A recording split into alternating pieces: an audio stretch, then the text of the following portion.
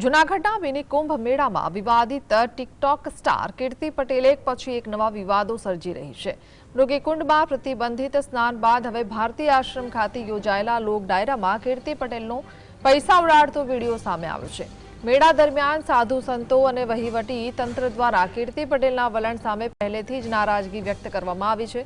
ત્યારે ડાયરામાં જાહેરમાં નોટોનો વરસાદ કરી તેણે ફરી એકવાર ચર્ચા જગાવી છે।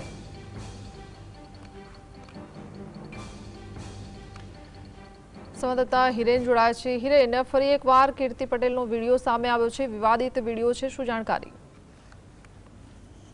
વાત કરવામાં આવે તો જે કીર્તિ પટેલે ગઈકાલે રાત્રિના સાધુઓની સાથે સાધુ વેશમાં ભવનાથ મંદિરમાં ઘૂસી અને મૃગીકુંડમાં સ્નાન કરવાના મુદ્દે મોટો વિવાદ છેડાયો છે। આ વિવાદમાં અનેક સાધુ સંતો છે તે પોતાનો રોષ ઠાલવી રહ્યા છે, જ્યારે ભાજપના ધારાસભ્ય છે તેઓ પણ કહી રહ્યા છે કે આ શખ્સ અને આ કૃત્ય સામે તેની કીર્તિ પટેલ સામે કાર્યવાહી થવી જોઈએ। બીજી તરફ અમુક સાધુ સંતો છે તે આવા તત્વોને પ્રોત્સાહન આપતા હોય તેવા પણ આક્ષેપો ઉઠી રહ્યા છે। કીર્તિ પટેલ હાલ ભારતીય આશ્રમ ખાતે યોજિત લોક ડાયરાની અંદર પૈસા ઉઠાવતી હોય તેવા પણ વિડીયો સામે આવી રહ્યા છે। ભવનાથ મંદિરમાં ગર્ભગૃહમાં પૂજા કરી રહી છે, આવી પણ ઘટનાઓ સામે આવી રહી છે।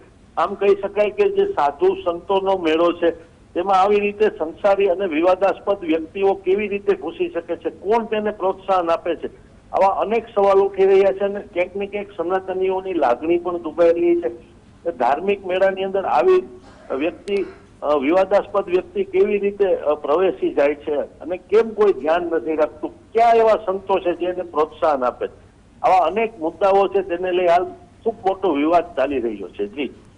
જી હિરેન, આભાર।